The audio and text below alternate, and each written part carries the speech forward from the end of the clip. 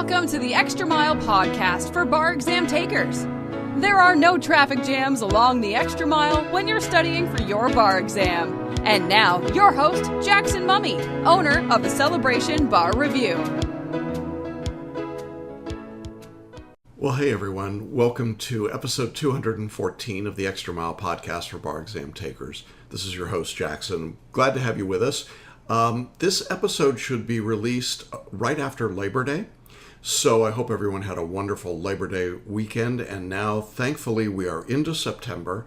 And I say thankfully because I know that for many of our listeners, you are waiting on pins and needles, or pick your own metaphor, for bar results to come from July 2018. And we are now at that point where we will start to see the very first results coming out, probably within a few days of the release date of this episode. And then by the middle of September, we'll start to see results in Florida. That's the first of the really large jurisdictions across the country that release. And we'll keep you up to date on that information as we come into the release and results season.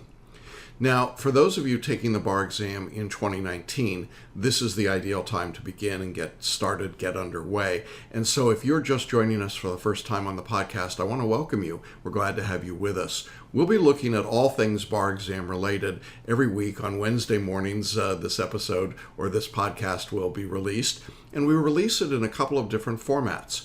If you'd prefer to watch it as a video, you can do that by going to celebrationbarreview.com/214. That's the episode number, and you can check out the entire episode in video format, and the show notes are there as well. If you prefer to listen to your podcasts, you can do that as well. We are on Apple iTunes, on Spotify, on iHeartRadio, and lots of other places, and the show notes are connected in all of those. And if you'd like to go back into our archives, we've got now a lot of episodes over a long period of time. You can do that. Just go to celebrationbarreview.com. There's a button at the top of the page for podcasts. Click there and you can go all the way back in our archives, check out any episode, as well as the show notes. So lots of different ways to get your podcast content from us. And it's going to be a busy couple of months as we turn into this results season and start to gear up for the February 2019 exams. Now, speaking of the 2019 exams, I want to invite all of you to a very special, all-new live webinar this Thursday, September 6th. The title of our webinar is Do Something Different, Make the Next Bar Exam Your Last Bar Exam. We really mean that. So often I talk to students who have failed the bar, and when I ask them what they're doing, it's just a litany of repetition. They just keep doing the same thing over and over again and expect a different result. So in this special webinar, I'm going to be talking about what you actually have to do differently if you want to pass the bar exam. I'll take you through the 4 steps that successful bar takers follow, and I'll be sharing with you in their own words video excerpts from some of those successful student case studies that we've done. I think you're really going to like it. This is a great opportunity to see the path that you need to follow. The webinar is completely free, but you do need to register, and you can do that in one of a couple of different ways. You can look at the show notes for the audio or the video of this week's podcast, and you'll see the link there. Or you can go to our website at celebrationbarreview.com/webinar. So that's /webinar, and click on the button there to register. Now, the webinar will be live Thursday night, the 6th of September at 7 p.m. Eastern. That's 4 o'clock Pacific time. I hope you can join me. We'll do a live Q&A at the end as well. That's always interesting. Be glad to answer your questions about anything related to the bar exam. Now, if that Thursday night time does not work for you, we also offer the same webinar in a free on-demand version. And when you go to register, you'll see that option available to you. So don't worry if you're not available on Thursday night. You can always schedule this on demand. It's the same content, the same offers. The only difference, of course, is that I'm not doing a live Q&A, but we do provide the opportunity for you to address email questions to me right out of the webinar, and I will respond to those promptly and personally. So either way, you're going to get your questions answered. So I do hope you'll join us for this webinar. Do something different. Make the next bar exam your last bar exam. All right, well, I thought in honor of this Labor Day weekend that we should talk about one of the other myths. I've been doing if you've been following along with us, I've been doing a series of podcast episodes on the myths around the bar exam. And we've been talking about some of the more pervasive myths, like the fairness of the test and what's going on in the test and how it's graded and so on. But this week I thought I'd talk a little bit more about one of the myths that I hear a lot from students, which is that if you work harder, you'll get a better result. And while that sounds like it would be true, it certainly seems to make sense on the face of it. When you dig in a little bit deeper, you actually find that it's not exactly accurate, and in fact, it could be harmful. And so in this week's podcast, I'm going to be taking one of the myth videos that we did and that we recently updated, and I wanted to share it with you because I think it's important to get a sense of how much work you really should be doing and what effective work means when you're studying for the bar exam.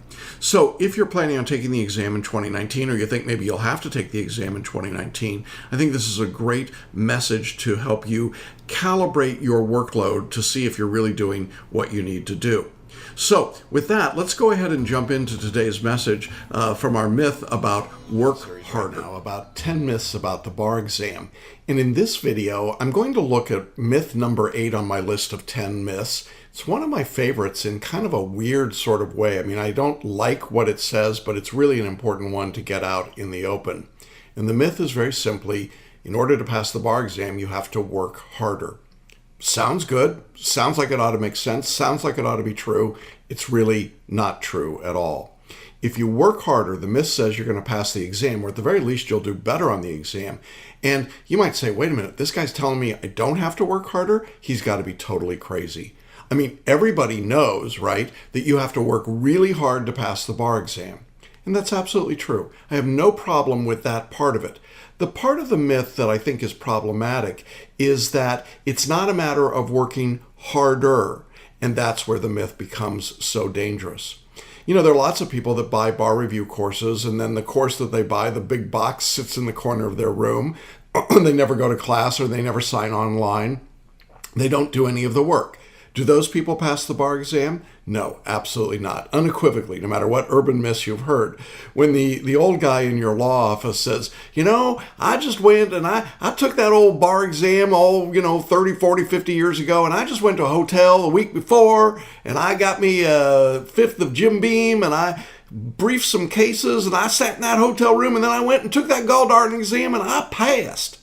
Well, it's a nice story, and it lets me do my old guy voice. But you know what? It's not true, and you should run away from people like that because you can't do that anymore. So there's no doubt that putting in a minimum amount of time and just showing up at the exam is not going to work at all.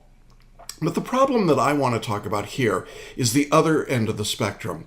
It's to those people who believe that the harder they work, the higher their score will go. In other words, they make the mental assumption that there is a one-to-one correlation between hard work and success on the exam. Now, let's dig into this myth in a little more detail. The presumption that I think a lot of bar students make incorrectly is that there is a direct correlation, a correlative factor between working hard and your score, and that factor is functionally one-to-one.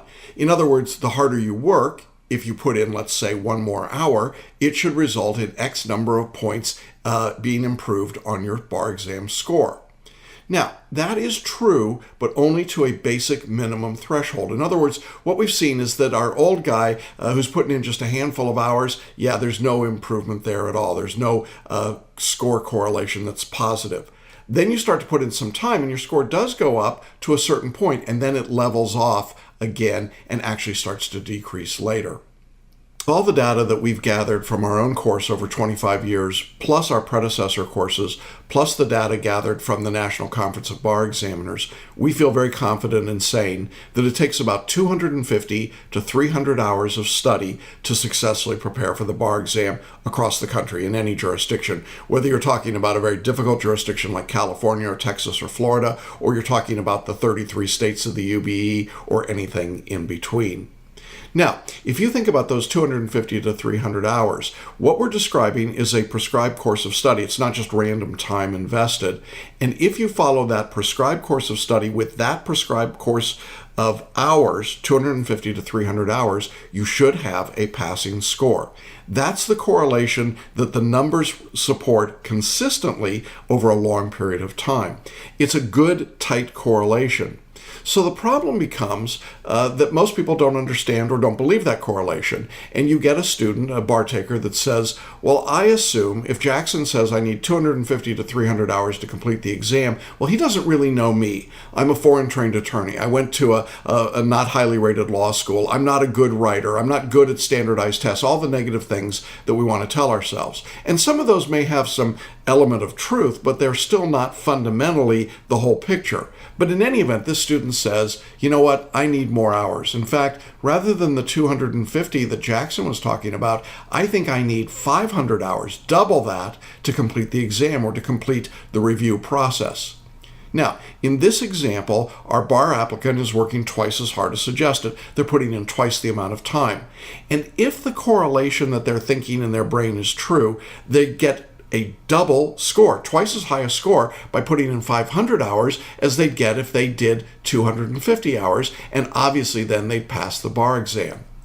Well, I think if you look at that correlation, you'd say, well, that's obviously not going to happen. You're not going to get double the score, but maybe you'd think to yourself, well, I bet they'd pass and pass by a lot by putting in more hours. I wish that were true. I wish it was that simple, that all you have to do is invest more hours and you'd be more successful. I wish the people that put in 500 or 600 or 700 hours or more passed. But the problem is they don't. When we go back and explore who's successful and not successful on the exam, there is a very strong correlation between failure and people that put in 400 or more hours. And that's frightening for people to hear because they think, oh my God, what am I supposed to do? Well, I'm going to give you some sense of that in a moment here, but I want to just make it very clear to you that more hours do not equate to higher scores. There is no correlation statistically that I've seen. The problem is that there's a point of diminishing return when you study. The harder you work, up to a certain level, you get results, for sure. But beyond that level, the tipping point or the inflection point kicks in, and now your results flatten, and then they begin to go down with even more time invested. And that's really a frightening thought. When this diminishment of scores occurs, it can be really unnerving. And you might say, well, why would the scores actually go down? I mean, it doesn't seem to make sense at first blush.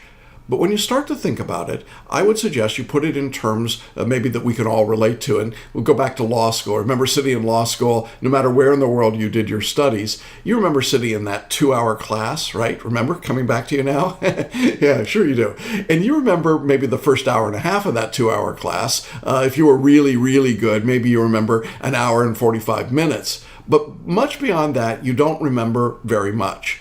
And by 2 hours, all you remember is, I want to get out of this room, let this class be over with. Now imagine that if instead of a 2-hour class, you had a 3-hour class, and for some of you, you did, remember night students, for example. Or what if that class went for 4 straight hours, or 5 straight hours, or 6, or 7, or God forbid, 8 straight hours sitting in a classroom? How would you do then? Yeah, you would have what I call the bovine stare.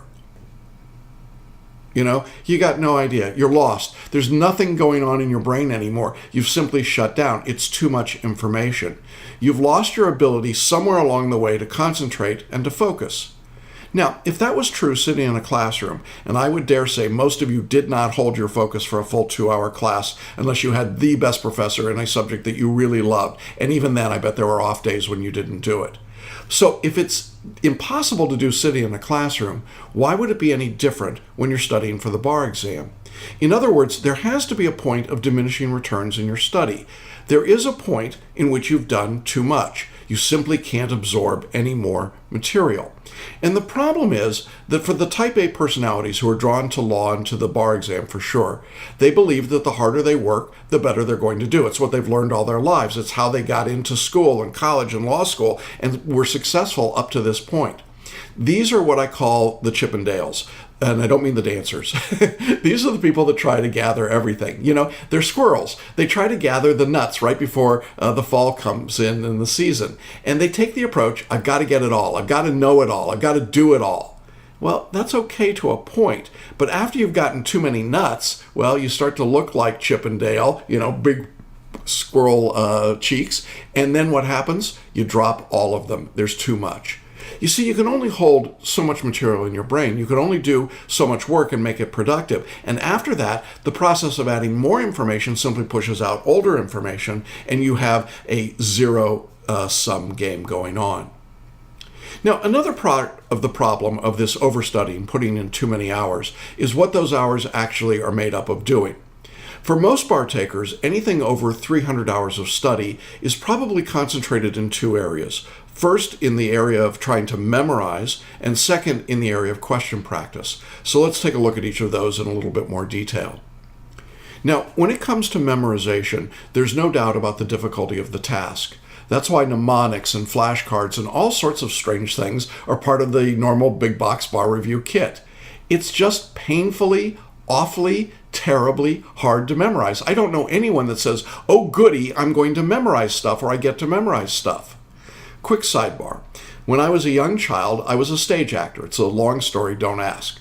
But I was actually on stage in some plays, literally on the stage for over an hour and a half. And I had hundreds, I think maybe even more than 1,000 lines in a couple of plays that I had to learn. The problem was that I started acting when I was 5 years old, and I actually was not old enough to read when I first went on stage. So there was no way for me to read and memorize in a traditional way. So what did we do? Well, my tutors, my directors, my coaches read me lines for hours and hours every day until I'd memorized them. It's really a wonderful, happy childhood, as you can imagine. Now, did I know anything about the words I was memorizing? Well, I don't think so. I had some pretty strange parts. And so I learned the words, but I didn't have any idea what I was actually learning. I just memorized words and sounds. And that's a lot like what some bar students do. They spend countless hours memorizing rules and elements and tests, and they have no actual idea how those rules or elements work together, how they are applied. And when you look at their answers and read those student essays, it's obvious that they don't know how they apply. It's simply, here's a rule, here's a rule, here's a rule. Oh, I spotted an issue, here's another rule. It doesn't make any sense. And the examiners don't reward that kind of behavior. But the cost is high. Hundreds of hours spent with flashcards and lists and mnemonics to remember the mnemonics and songs to remember the mnemonics to remember the mnemonics, and so it goes. And still no passing result for many of those people. So memorization as a way to spend your time is not very productive, and I'll talk about that in another one of these myths in even more detail. But what about question practice, that second area where people spend a lot of time? You know, on its face, this one makes sense. Do more practice questions and the time would be well spent. That would be good for you. You'd get some additional work and practice in. And it's true, but again, only to a point. You see, when you exhaust yourself doing practice tests, particularly right before the exam, then you come to the test at your worst, not your best. I constantly hear from unsuccessful bar takers who use this approach with the big box bar reviews and come to me and say, when I got to the exam, I was so stressed out, I was sleep deprived, I was exhausted, I'd been doing practice tests 18 hours a day for the 2 weeks or 3 weeks before the exam, and I was literally had nothing left in my brain, in my energy, in any part of this to actually take the bar. It's a little bit like the marathon runner who for some strange reason decides to run a 26-mile race every day for 2 weeks before the actual marathon. Not likely that they'll finish the race, and even if they do, it's going to be ugly. And that's what it looks like for a lot of bar takers. They've lost it all in the practice and didn't save anything for the actual test. Now, don't get caught up in the myth or the fallacy that there's some magic number of questions that you should do each night, whether it's essays or multiple choice. You know, one of the advantages, or maybe it's a disadvantage of having been around so long, is that you know where the bodies are buried. And in this particular case, I actually know where this fallacy of doing 50 MBE questions a night came from. You might remember in one of the other myths, I talked about a bar exam provider who got caught stuffing the MBE down his pants in Alaska. Well, this guy was quite a character, and he had a course that was a multi-state only course. It was a supplement course, and he would travel around the country for 7 or 8 weeks before the bar exam, every night a different city, leading his courses. And after each day's lecture, he liked to retire to the bar. I don't mean the legal bar, I mean the bar in the hotel, where he loved to pour a drink of scotch. But while he was in the bar, students would come up to him from the class that day and they would pepper him with questions. And frankly, after you've heard these questions a certain number of times, I got to admit, you just kind of like, oh my gosh, I don't want to hear any more questions, the same old stuff over and over again. And it really got so annoying that what he decided to do was to tell his students that they needed to go back each night after the 3-day or 6-day intensive and do 50 questions a night in their room to get ready for the next day. It wasn't because 50 questions a night was actually worth anything pedagogically. May have been, may not have been. It was just long enough period of time for him to go down to the hotel, have his dinner, have a drink, and get back to his room without being molested by bar takers who wanted to ask questions. And that's where 50 questions a night came from. True story. So you see, it's kind of strange when these things take on a life of their own. And today I have people that say to me, oh, I got to do 50 questions a night. Yeah, not really. Is it good? Maybe. Is it bad? Maybe. Is there any reason to believe that doing them will change your result? None. None whatsoever. Now, I'm not saying that you shouldn't do practice questions or practice tests, but do them as directed. In a course like ours, that's in moderation, and it's done in a progressive manner over time. And the idea, in our course at least, is that you work down in depth on what you're having difficulty with and not doing practice questions broadly or generally on material that you already know. I think that that is a colossal waste of time. So I think you should view your studies at the end as being like part of being in a cone or a funnel in which you narrow down and narrow down and narrow down. And that kind of question practice makes sense. But this broad general practice that says I should do 2,000 MBE questions or 3,000 or 4,000 or 5,000, well, really, it's an absolute loss of efficacy, and there's diminishing returns. And frankly, if you can get through all 2,100 MBE questions that we currently offer and all the answer explanations, that's a huge amount of work, and I don't think you need to do more than that. So you see, in both of these problem areas, memorization and question practice, what we often see are students that work themselves into a frenzy. They panic thinking that they have to know everything. And because they can't really know everything, well, you know what's going to happen. They start to beat themselves up. They start running the negative self-talk of, I'm not learning enough, I'm not memorizing enough, I'm not doing well enough on my practice tests. How will I be able to remember this for 2 months or 3 months or 4 months or 6 months? And the answer is that they won't. If your approach to the bar exam is to try and memorize instead of gaining mastery, you're probably going to lose. Why? Because quite simply, memorization and recitation of rules are not the skill that's being tested. Now, let's take a step back from memorization and question practice for a moment and ask this question. The bar examiners, I suppose, would say that you have to work hard in order to be ready for the test. But the question is, do they really reward extra hard work? In other words, do they give you a benefit or a premium for that extra work you put in? Do you get a higher score? And as I suggested earlier, the statistical answer seems to be pretty consistently no, they don't. A minimum level of competence is what the examiners are looking for on any exam in any jurisdiction. To take just one example, the multi-state bar exam, the MBE, requires about a 60 to 65% passing rate on the test. In other words, you want to get around 130, 135 questions correct out of the 200 that are given. Now that means there's a lot of room for error. You could miss 70 questions and still pass, or 60 questions and still pass. So when you work harder to get some of those 70 extra questions right, presuming that you could, and I'm saying that statistically we don't see any reason to believe you can, but even if you could, there's a diminishing return for each question that you get correct over a certain number because it takes so much more extra effort to get that one question. And for some of you, you labor over the very tough questions. For me, that's anything having to do with the rule against perpetuities. But it's only worth 1 point, the same as the easy question that perhaps you never got to. So what happens is that the student that works exponentially harder, puts in more time and more energy, undoubtedly has to take away from other work, other things that they should be doing in their studies.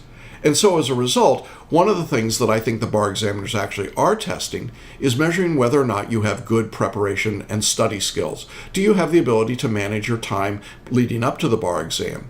Can you balance your anxiety, your energy, to work in all of the different fields of law that the exam tests? You know, it doesn't do you any good to be an expert in just one subject. Maybe you're great in wills and trusts, but you don't know anything else. Well, that's not a good use of your time. And so you have to be a generalist. You have to be balanced in order to be successful. And that doesn't come from working madly or crazy. It doesn't come from 400 or more hours of study for the bar. It comes instead from working intelligently and working towards the test. So that when people say to you, what you have to do is to work harder, don't take that at face value. You might have to work hard enough to achieve that minimum threshold, and if you're not putting in the 250 hours, well, that's not going to be a successful outcome for you. But if you're in a course like ours, we'll tell you exactly what that threshold of time is and what the amount of work should be and where to spend your hours. And if you're studying on your own or you're in another course, and that would be a disappointment, but at least I would say you should try to figure out what's a minimum that it would take for you to get through the material. And if you can't figure it out, you're welcome to use our numbers. As I say, 250 to 300 hours is the statistic that we find is the sweet spot for preparing for both the multi-state and a state exam. But if you're thinking today that I have to spend 400, 500, 600, 700, 800 hours or more, well, that's just crazy. And I hear from people sometimes who say, I need to take an exam 18 months or 2 years from now because I need hundreds and hundreds of hours to study. No, you don't. You went to law school, you got a law degree, maybe you've been practicing law for a few years, maybe for a lot of years. You'll get into the material. You don't need to know everything, and the more hours you spend, the worse it's going to get. Look, the point of all of this is to get to the exam with your best self, not looking like a refugee from the haunted mansion at Disney World, so tired that you're huddled into the crowded mass in the center. Don't do that. There's no reason to be in that position, and that's why this myth is so dangerous for people. It's not a way to take the test. It's a way to fall apart, to have fatigue, to collapse, and to be sick, and all sorts of bad things can happen when you've exhausted yourself by working too hard. So, as in many areas of life, moderation is the key. Work productively, work consistently, don't go crazy, and you'll be able to pass the bar exam. Well, that's our message for this week, and I hope that you enjoyed it, and I hope that you get a better sense now of what it means to work harder as well as to work more effectively.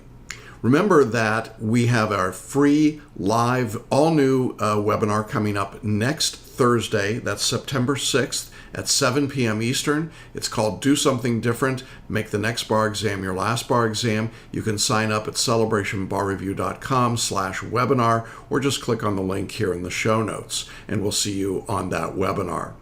Well, that's it for us this week. We'll be back to you next week. Hopefully get a few more results. First results coming in around the country should begin to tell us a little bit about how the overall trend looked, how the multi-state was graded. So we'll be keeping a close eye on that, and we'll see you again along the extra mile. Thanks, everybody, for being with us. Bye-bye. Thanks for listening to the Extra Mile podcast for bar exam takers at www.celebrationbarreview.com.